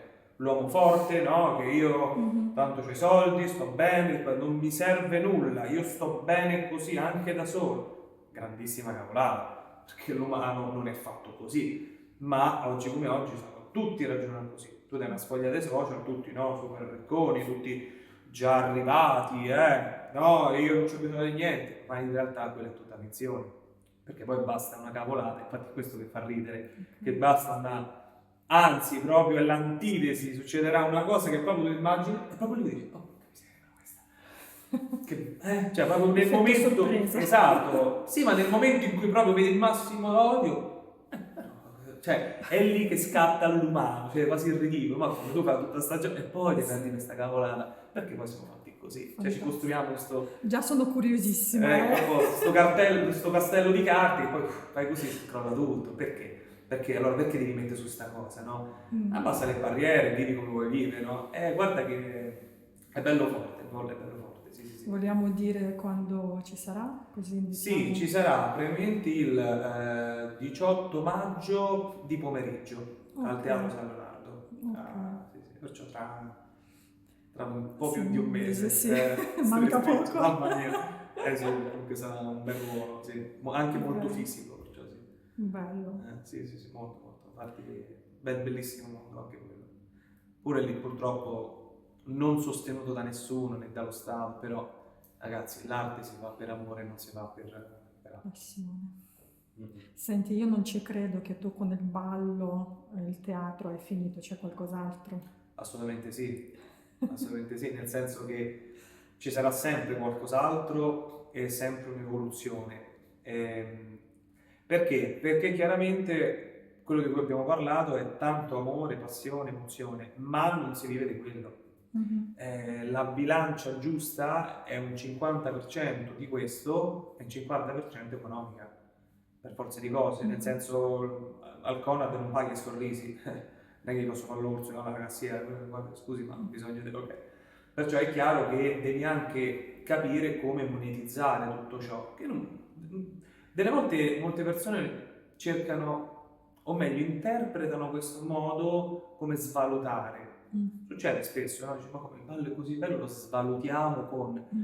amore mio, le bollette qualcuno me le dovrà pagare, nel senso, no? Ok. Perciò io ho sempre cercato ruoli che fossero sempre in connessione con le persone, ma che mi permettessero pure di avere chiaramente un guadagno economico, perché come fai se no è un casino. Perciò diciamo c'è stato anche da 4 anni il ruolo anche di personal coach del benessere, dove lì oltre all'aiutare gli altri ad avere chiaramente un guadagno e a crearsi delle rendite, cosa che io non conoscevo, ma da quando ho scoperto qualcosa che mi appassiona tantissimo, perché vuol dire anche vivere di rendita, ed è una cosa bellissima, perché se tu ti scorpori dall'impegno lavorativo puoi esprimere te stesso anche di più, no? Hai più tempo per te, per i tuoi amori, per i tuoi valori, ok? Aiutare anche l'altro, ma anche lì mi sono reso conto qual era il prezzo da pagare, diventare ogni giorno una persona migliore. Wow! Perché? Perché sì, perché se tu vuoi lasciare un pezzettino su questo pianeta, se tu rimani là, ignorante, sempre uguale, ti arrabbi perché c'è la fila con le macchine, amore mio, non attrai nessuno, tu devi attrarre, devi essere luce per gli altri. Essere luce vuol dire essere diversi, vuol dire vestirsi diversi, vuol dire sorridere quando gli altri sono cavolati, vuol dire esprimersi quando gli altri hanno paura di farlo. Ma per far questo devi costruire chiaramente un te stesso migliore. E questa cosa qua comunque del network mi ha permesso di fare questo, cioè di crescere. E lì è stata una sfida enorme, forse la più grande che abbia mai affrontato. Perché? Perché lì non vai a agire solo sulle persone, lì hai un team da gestire, con tutte teste diverse, con tutte economie diverse, con tutti gli attacchi diversi, e quella è la sfida che ancora sto affrontando più grande, perché lì non dipende da te. O meglio, dipendi dalle tue azioni. Come se avessi dei figli. Il figlio non guarda quello che il figlio fa quello che tu fai. No, mamma, tu non fumare. Cioè, ecco. No, lì devi essere, non fare. Cioè, devi essere proprio tu una persona concreta. Devi essere un leader. È un leader, cioè, essere un leader vuol dire che tu sei una persona che ha fatto un lavoro enorme su se stesso, che non finisce mai, ed è sempre una crescita. E in questo caso chiaramente c'è anche il lato di aiutare gli altri con un ritorno anche economico, come è giusto che sia. Che cosa ti aiuta personalmente a crescere ogni giorno, a essere un leader? Qual è il tuo segreto, uno strumento? Magari ci può servire anche a chi ci ascolta. Diciamo che più che... Allora, in realtà il segreto è che non è un segreto, è quello che nessuno vuole affrontare, cioè prendere consapevolezza di se stessi, che nessuno fa. La prima cosa è consapevolezzarsi di chi siamo. Chi sei tu? No che lavoro fai. Spesso tu chiedi a una persona, senti, ma tu cosa fai? Allora io lavoro. No, non è capito. Io non ti ho chiesto che lavoro fai. Tu chi sei? Le persone non ti sanno rispondere. No, perché ci associamo ai lavori che facciamo. Ok, esatto. Perciò la prima cosa è, qual è il primo lavoro da fare? Io non voglio insegnare a nessuno, però qual è il primo lavoro che io ho fatto su me stesso? Io chi sono? Io non sono, io faccio il mestiere di ballo, io faccio il personal coach, io faccio teatro, ma io chi sono? Io non sono un attore o un ballerino, io sono, cioè noi siamo tante cose, e spesso questa cosa viene vista con ansia, ti prende l'ansia, come io sono quante cose ho, cioè, no? Eh sì, perché questa consapevolezza richiede un lavoro enorme, vuol dire che tu devi toglierti tutto. devi togliere i vestiti, cioè tu devi anche moralmente e emozionalmente ti devi denudare di tutto. Questo lavoro che stai dicendo è fatto da solo, su te stesso, oppure c'è stato qualcuno che comunque No. ti ha aiutato? Allora, c'è stato anche chiaramente qualcuno. La prima esperienza di questa cosa è stata 10 anni fa, durante un seminario che si chiama Io posso, io sono, ed è un seminario ad alto impatto emozionale. Io ero andato per fare il mental coach della scuola del ballo, pensa un po', Ok. e invece mi sono ritrovato tutto quanto, ho detto aspetta un attimo, se vive così, oh mio Dio, e da lì è nato un mondo, perché lì ho tolto proprio i filtri, ho tolto tutti i condizionamenti che tutti noi abbiamo, tutti noi siamo pieni di condizionamenti interni ed esterni, ti guardi, ne sono brutto, Che condizionamento. cosa ti ha aiutato personalmente nello seminario? Che cosa è stato decisivo? Allora, in primis il seminario perché mi ha dato consapevolezza che c'è un altro modo di vivere, totalmente Ok. diverso da quello che tutti vivono. Cioè stai su un altro Ok. sei proprio un'aquila, non sei un gabbiano in mezzo agli altri, sei un'aquila, ma l'aquila è da sola. Perciò la prima consapevolezza è quella, cioè che ognuno di noi, come dicevo prima, è da solo. Ok. Prima lo capisci e prima ti metti il cuore in pace. Non c'è moglie, marito, figli. Tu sei da sola in tutto quello che fai. Io sono da solo, ognuno di noi è da solo in tutto quello che fa. Ma questa cosa la devi apprezzare. Molti hanno paura. Perché? Perché non hai mai consapevolizzato questa cosa. Allora, il primo lavoro è consapevolizzarti che tu sei da solo. Se vuoi vivere una vita degna di essere solo, poi se vuoi parte della massa, amore mio, va bene così. Fai il tuo lavoretto, vai a casa, 8 ore, invecchia, fai l'amore, fai i tuoi figli, e ciao. Non coltiva niente, non esprimere, va bene, quanto duri non lo so, poi t'ammali, che questo porta anche a malattie, il fatto di non esprimere. Se tu non tiri fuori il corpo, tranquillo che in qualche modo somatizza e tira fuori. Mi sembra che ti sei sentito più leggero dopo questa consapevolezza. Totalmente volavo, altro che di più leggero, mi sentivo proprio volavo, cioè potevo benissimo volare. Ti sei liberato. Assolutamente, assolutamente. E da lì è iniziato un percorso il vero percorso è iniziato dopo, perché è come se ti dicessero io adesso ti tolgo tutto quello che ti dà fastidio, tutto dentro di te, io ti svuoto, ti pulisco, prego, ora vivi. Ah, aiuto! Cioè tu torni, fai danni, ma era ora. Allora il lavoro inizia dopo, perché tu nella società che non ti piace più ci devi comunque campare, o meglio devi esprimere verso gli altri un esempio. Cioè, vedi che cavolo di responsabilità. E lì inizia, ti dici, ma aspetta, ma sono la persona giusta? E chi me lo fa fare? Ma sai che ti dico, mi torno a fare quello di prima. Okay. È una lotta interna enorme, però questa lotta è l'unico modo per andare al livello successivo. Cioè quell'agonia, quella trincea è l'unico modo per andare un passetto avanti, e se no rimani lì. Ripeto, rimani nella tua bolla e va bene, ma se tu vuoi di più, tu devi essere di più, tu devi fare di più, tu devi fare cose che manco minimamente ti sogni di fare. Ora, è chiaro che poi questo percorso di crescita personale, uno quando parla di crescita personale immagina la persona perfetta. No, chi fa crescita personale è la peggior persona che tu possa incontrare. Certo. Perché? Perché fa tutto quello che è sbagliato sulla faccia della terra, perché deve provare. Ma come fai? Ma come un bambino è così, cioè se il bambino decide, ok, voglio andare sullo scivolo, non è che dice, aspetta, non ci penso, vedo, perché lo scivolo magari mi brucio, aspetta, poi ci sono le scaline. Un bambino via e va, non gli importa niente. Ok, chi fa crescere personale fa così, si butta nella vita e dà fastidio. Oh, sta questo i danni che fa in giro, di qua, e questo e qua.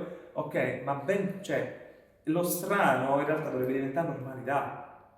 Oh, è chiaro, perciò che suggerimenti, consigli non si danno mai se non richiesti, però secondo me la prima cosa è prendere consapevolezza dei valori. Quali sono i valori importanti per te? Le azioni che tu stai facendo oggi ti portano verso quel valore? No. Inizia a capire, poi l'approccio ognuno fa come gli pare. 1% per tutta la vita o 100% in un giorno, fai come vuoi. Ci sono tante maniere, però fallo. se chiaramente non riesci a vivere una vita dove tu riesci a esprimerti al 100%.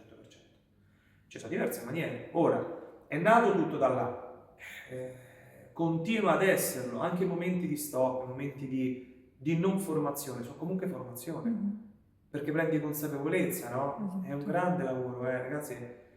Quindi guardarsi e ti guardi allo specchio e dici, andiamo, va, ok, via, va e si parte. Esprimere, no? Ok. Però a me quel seminario mi ha dato tutto. Infatti è che oggi come oggi diciamo, lo stiamo riproponendo e addirittura mi sono messo in gioco come allievo formatore. Cioè, quello che io vorrò fare è il formatore di questo seminario che ho fatto, e questo sarà, credo, uno dei lavori più grandi, perché per formare persone a fare sta cosa, ma tu devi essere di pratica. Te la senti quindi di fare? Sì, me la sento, perché lì posso andare ad agire in maniera che con nient'altro posso fare. Lì lo posso fare. Cioè lì posso veramente trasformare la vita, o meglio, non per trasformare. Posso dare gli strumenti alla persona che non ha mai avuto in vita sua. Non ce l'ha mai avuto. Ed è un seminario per tutti lo possono fare. Tutti, dal ragazzo, dal bambino, alla persona dei 80 anni. Quanto dura? 4 giorni. Giovedì, venerdì, sabato e domenica. E dove inizi a prendere consapevolezze. Quali sono, possiamo dire, i pilastri di questo seminario? Su che cosa? Il seminario si basa su un discorso di psicocibernetica, nel senso che non vuole agire sul passato, non vuole agire sul futuro, vuole agire ora. A me non interessa tu che cosa hai avuto, ma oggi farai determinate cose che ti permetteranno di svuotare. Poi rinasci e da lì in poi inizia una nuova vita. A me non me ne importa niente cosa è successo prima, o meglio, ne prendo considerazione perché è importante, ma non lo vado ad analizzare il perché, non ce ne frega niente, non ti serve neanche. Tu hai bisogno di pulire è come una facciamo un esempio più pratico, è come una casa. Tu arrivi in una casa, c'è la muffa, c'è le pareti, il mobile mezzo sgangherato, il pavimento da rifare, tanta gente fa il mobilio nuovo. Sì, ma la puzza del vecchio c'è uguale, ok. Aspetta, c'è la crepa. Ma perché questa mattonella si è rotta? Allora andiamo a capire, ma che ci frega? Sbraghiamo giù tutto, leviamo tutti i detriti, mettiamo un bel massello nuovo, tutta roba nuova, poi nella tua stanza ci metti quello che ti pare.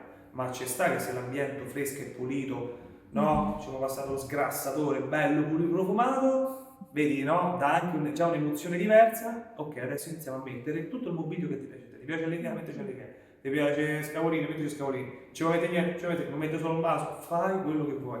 Però chiaramente che ci sta, le persone non sanno come levare quella carta, non sanno come rifarla, non sanno niente. Esatto. Perciò cosa fanno le persone? Costruiscono famiglie e fanno figli su quella roba. Ed è un grave problema, oggi come oggi questo. Perciò in quel modo cerco di dare gli strumenti, diamo gli strumenti per poter ripartire da zero, come persona, non come mamma, moglie, come donna, come uomo. Quando iniziate? Quando ci sarà questo seminario? Allora, i seminari noi diciamo l'obiettivo è farli almeno una volta al mese. Ok. Esatto, infatti l'ultimo ce l'avremo a fine maggio, fine giugno e fine luglio.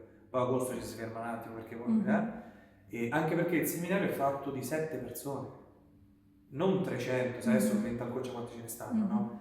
Non è mental coach, è un'altra roba proprio, cioè 7 persone dove il formatore sta lì solo per le 7 persone e in più ci sono tutti dietro gli ex allievi fondamentalmente che stanno lì e aiutano. Ok.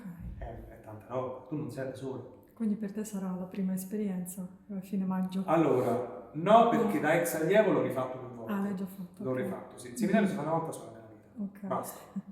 Poi lo fai da ex allievo, che è bello comunque perché tu aiuti gli altri. E senza ex allievi il seminario non può avvenire. Non può avvenire perché hai il sostegno delle persone intorno che proprio lo fanno con amore. L'ex allievo non viene pagato, cioè sta lì, anzi paga lui l'hotel e tutto quanto, ma perché anche lì ti prendi l'energia che fuori c'è. È Ok. come fa un debutto teatrale. Dai, tu paghi, non è che ti però perché quell'energia non la trovi fuori, non è che vai al Conad e te la compri. E lì è la stessa cosa, perciò tu rientri anche da ex allievo con una consapevolezza di più. Perciò quella è una cosa che sto affrontando perché in primis lo faccio per me, sempre per formazione personale, ma anche perché è un altro strumento che aggiungo agli strumenti come l'idraulico, che c'ha tante cose, l'aggiungo un altro perché quello va ad agire in maniera veramente, veramente all'osso. Oltre a quello non c'è niente, perciò vado, capito? E ognuno, ecco, che problema c'è? Allora, cacciavite, martello, ti do lo strumento, poi se non ti interessa, ciao. Però ti do tutto, perciò dobbiamo farsi una salsetta, facciamo una salsetta, però se c'è bisogno di più, attraverso la fiducia e tutto quanto, dico andiamo lì, dove tu sai, Sì. lì bisogna andare per togliere quel muro. È inutile che ci mettiamo davanti il tappeto o il quadro, tocca levare quel muro, andiamo a togliere quel muro, punto. Capito? Senti, una domanda che ti devo fare perché Vai. tu fai veramente tante attività e sono molto legate al livello energetico, no? Ti piace anche aiutare, ti piace dare, ma tu come vai a recuperare la tua energia? Dove poi la prendi per te? Perché poi la dai agli altri, giusto? Cerco di darla, Esatto. Allora, l'energia in primis la prendo quotidianamente già dalle cose che faccio, perché tutte queste cose mi danno energia. Ok, quindi non è solo il dare, ma c'è anche Esattamente, lo è scambio. già una comunicazione Ok. bilaterale, nel senso io quando insegno prendo energia. Faccio un esempio, magari c'è una giornata storta, vengo a scuola, io oggi non ho voglia di insegnare. Poi inizio, dopo 10 minuti, e te lo ripeti anche per me. Perciò io quando finisco lezione, io sto bene, capito? Quando io magari faccio teatro, io sto bene. Quando io aiuto una persona, io sto bene. E in più cerco di fare esperienze per me. Per esempio a fine maggio adesso farò 13 giorni il Cammino di Santiago con mio padre, che ogni anno ci proponiamo e andiamo. Quello ricarica, accidenti si ricarica. Oppure mi prendo una giornata per me, spengo il telefono, nessuno sa dove vado. Prende il padre, no, ma tu non avvisi nessuno, ma chi te l'avvisa? E dove vai? L'ultima volta dove sei andato così? Magari vai a fare una passeggiata in mezzo alla natura, magari vai al mare, magari vai a vedere la città da solo. Per esempio quest'estate che ho lavorato ma è stato terapeutico perché ho vissuto 3 mesi sotto gli alberi. Ok. Verde, infatti ero sotto una ma che è tutto sto cemento. È stato terapeutico. Tu vivi un po' 3 mesi sotto gli alberi, dentro una roulotte col mare. Mamma mia, pazzesco, bellissimo, libertà, tanto dei miei sogni. Che prima o poi si avvererà, ci andremo a fare pure questa cosa, però vivere di libertà, prende in van, prende e viaggiare il più possibile. Quindi in realtà ti ricarichi facendo cose, Esatto. non Sì, perché non facendo quello era niente. l'altro lavoro. Dai, Ecco. poi dico, aspetta, lo stipendio, no, lo stipendio non ti può ripagare questa cosa, non ti ricarica nessuno. Cioè l'idea è, no, ma perché io devo lavorare? E qualcuno pure che vedrà sta cosa mi dirà, ma la vita è così. No, non è così la vita, te la scegli la vita. Perché io devo lavorare 40 anni, 40 ore a settimana, avere 15 giorni di libertà dettati da me e 15 giorni da una persona che non gliene frega niente di me, per dire che cosa? Cioè alla fine perché? Per vivere una vita, che vita stai a vivere? No, io lo faccio con i figli, ma lascia perdere i figli. Ma tu chi sei? Chi stai a fare? Ma tu ti rivivi in questa cosa? No, ma allora perché la fai? Ho delle responsabilità. Ma la prima responsabilità è che tu devi vivere. Per te stesso. Se no sei un bioma, sei un'intelligenza artificiale che tra un po' ti fregherà pure il lavoro. L'arte, tirala fuori, cioè. Poi noi italiani abbiamo tanto di questa cosa. L'Italia vive tanto di questa roba qua, teatro, arte. Sì. Cioè ragazzi, ma se non lo tiriamo fuori, ma che aspetti? Voi siete adorati in tutto il mondo. Ma prima di non adorarci siamo noi. La vostra arte. E prima di non adorarci siamo noi. Banalmente, quando si parla di lavoro, cioè ma il lavoro non c'è. E grazie a Dio che non c'è. Tu te lo devi creare il lavoro. Ma che aspetti? Che qualcuno ti dà lo... Cioè l'umano è sempre progredito nei momenti di difficoltà.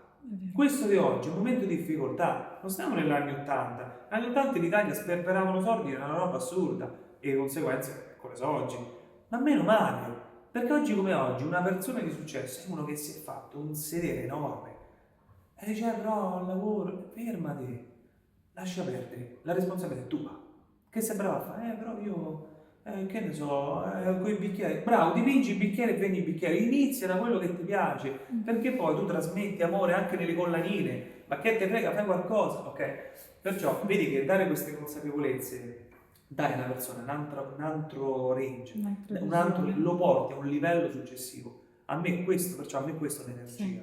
Quando io vedo una persona che non posso dire io ho salvato la vita, perché le persone si salvano da sole, ma tu gli hai dato gli strumenti per salvarsi, ma che c'è? Ma che di che stiamo a parlare? Non c'è niente che ti può... È amore fondamentalmente, non voglio anche qui peccare di presunzione, ma è una forma d'amore. Io ti do e in cambio in realtà non ti chiedo niente. Sì, ti devo chiedere qualcosa perché pure io al Conad non gli posso dare amore alla cassiera, no mi denuncia, cioè gli devo dare... Ok, ma è questo, principalmente è questo. Capito? Perciò l'energia da dove prendo? Delle persone intorno che mi ripagano con un sorriso, dal ballo stesso, ballo anche per me perché mi ricarico, perché è purezza, dal teatro stesso, dalle risate, dalle persone che vibrano un pochino come me, da tante cose, da eventi certamente, da libri di formazione personale, da video, sono sempre alla ricerca di qualcosa che mi possa... circondato proprio. L'ho messi lì intorno, un po' come uno squadrone, un po' come la DAP, mi sono messi tutti lì intorno. Hai creato il tuo mondo. Lo sto creando, work in progress, stiamo al 2% forse. Sì. Forse, sì. Che cosa manca ancora? Tutto e niente. Ma questa è una filosofia di vita. È perché quando tu cerchi di vivere su queste vibrazioni, tu non sei mai soddisfatto. Ok. Ma non è una cosa negativa, cioè io non sono mai soddisfatto di me stesso. Perché? Perché io voglio sempre di più, ma non di più a livello materiale, ma perché so che c'è da fare così tanto che non ti puoi permettere di dire no, di buttarti giù, eccetera. No, ma ci sta pure quello. Hai il diritto di buttarti giù, è giusto. E io spesso anche mi butto giù, magari sono giornate in cui proprio non voglio vedere nessuno, sono io il gatto dentro casa, guai, mi sigillo, sto in pigiama tutto il giorno. Ben vengano quelle giornate, ma io devo far finta di sta bene, ma per carità, assolutamente no.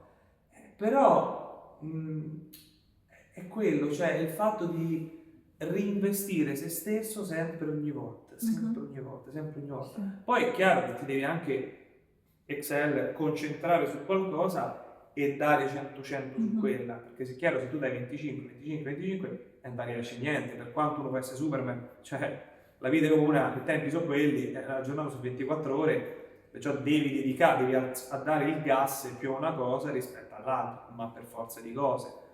Però se uno dà spazio alla mente non finisci più. Mi sembra che ti stia godendo comunque tantissimo il processo. Il processo di apprendimento è il più bello di tutti, perché ogni volta che fai un pezzo in più dici mamma mia quanto c'è da fare ancora. È vero, è una cosa assurda, poi penso mi capirai questa cosa. Più vai avanti, più ti rendi conto che non sai niente, più conosci persone, viaggi, soprattutto, e dici, ma io cioè, ma... Allora fino adesso ho fatto questa cosa, la pensavo, ma questo è un modo di vivere, ripeto, non è un obiettivo, è un modo di vivere. Di vivere, esatto. Capisci?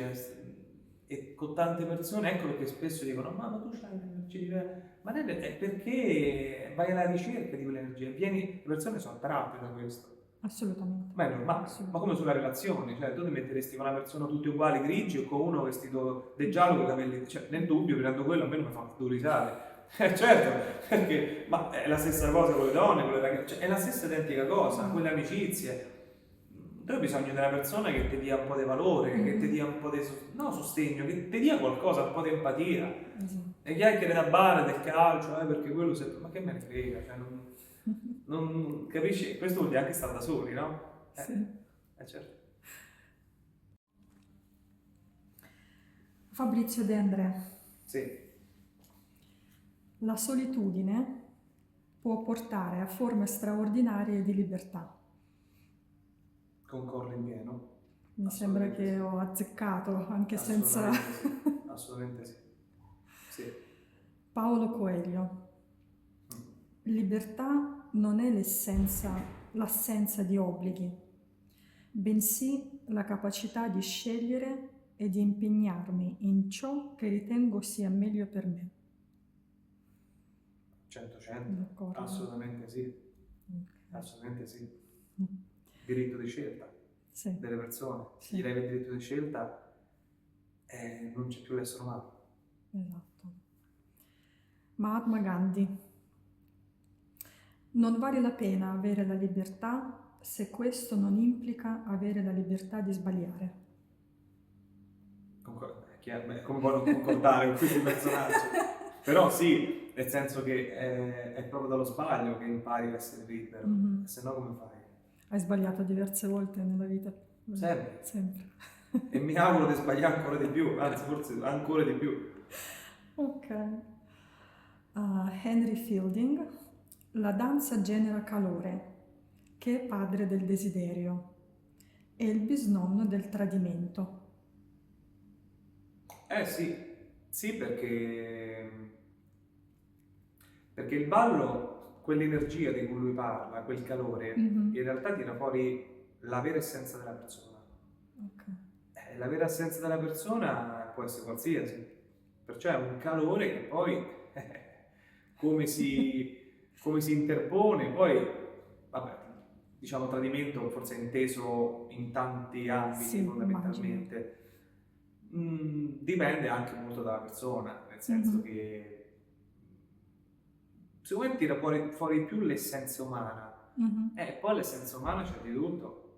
Ok. Perché uno parla sempre di bene, di cose, tutte soft, no, il ballo tira fuori l'essenza umana e come sappiamo c'è di tutto. E poi quell'essenza ognuno ci fa quello che vuole, per esempio. Certo.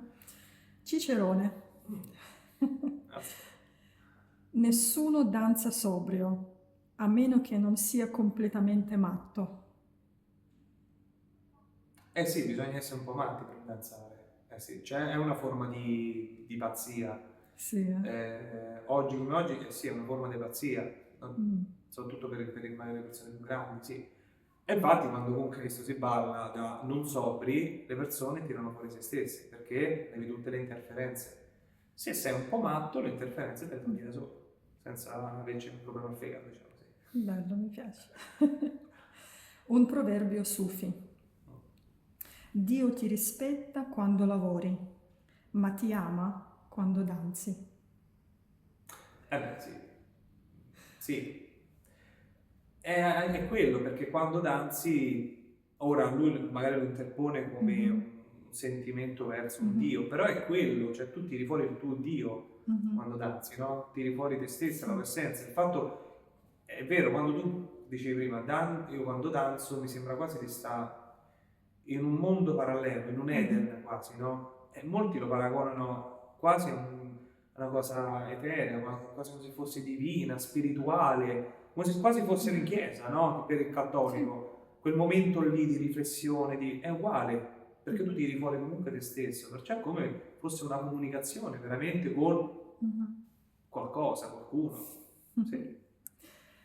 Anton Chekhov. Oh, bene. Non poteva Grande. mancare. No, scherzi. Assolutamente. Valutati di più.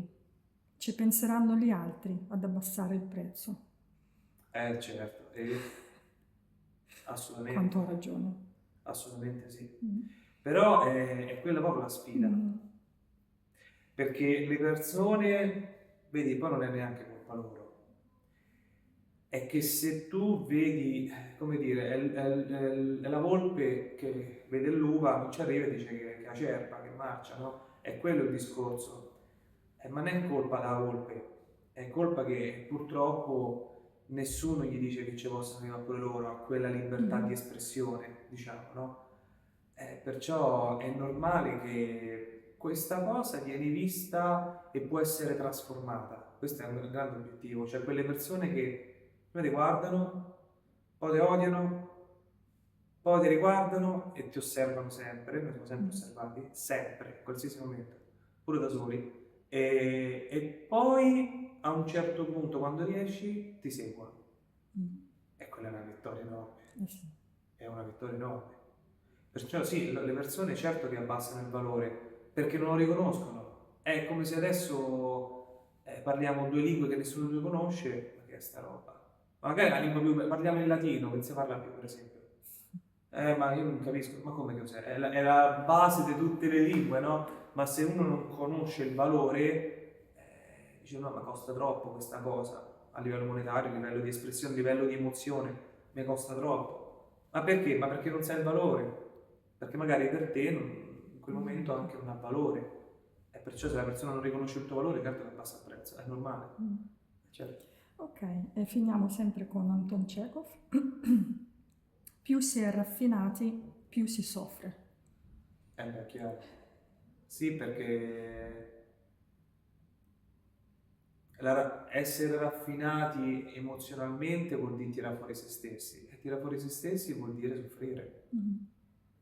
Fa parte delle emozioni in sé, cioè come per dire c'è il buio perché esiste la luce e c'è la luce perché esiste il buio. Perciò tirare fuori se stessi vuol dire tirare fuori anche quei, uso un eufemismo, un po' i demoni, ma quei demoni non vanno cancellati, fanno parte di te e tu ci devi convivere, non devi cacciare via, perché se li cacci hai un disequilibrio e stai male. E tu ci devi convivere, metti un icono che là, ci parli, signore, stiamo qui, perciò soffri con loro, poi quando non ti servono tiri fuori altro. È essenziale stare male per poter essere più raffinati anche per la propria vita. È essenziale, non bisogna scappare da tutto. Grazie. Credo venga un po' interpretato così. Grazie. Allora, e finiamo con Blitz. Quindi vai, risposta proprio. Yes. I miei valori sono libertà. l'elemento più importante per essere un bravo insegnante di ballo è Appassionarsi agli altri. la mia paura più grande.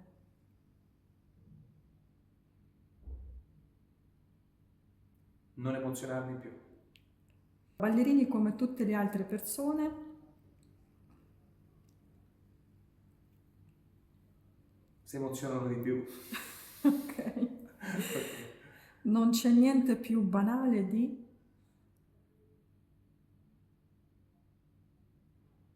Della mediocrità. non potrei mai perdonare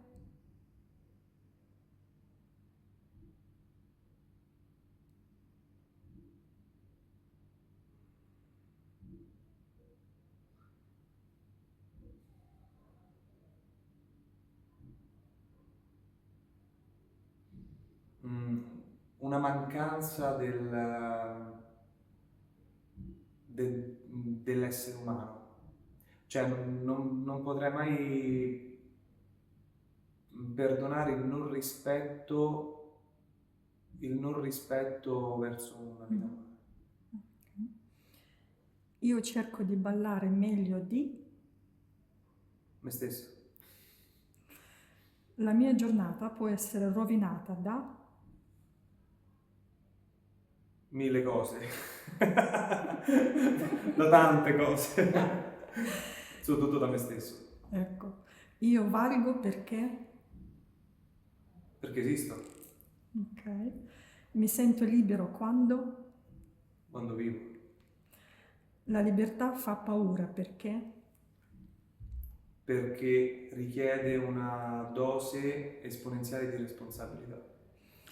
il colore della libertà è Bianco. il dono più grande che mi ha fatto mio padre. La vita e l'esempio di amare. Voglio ringraziare me stesso per non essermi fermato e per non essermi accontentato di quello che la vita mi aveva proposto. Grazie. Grazie.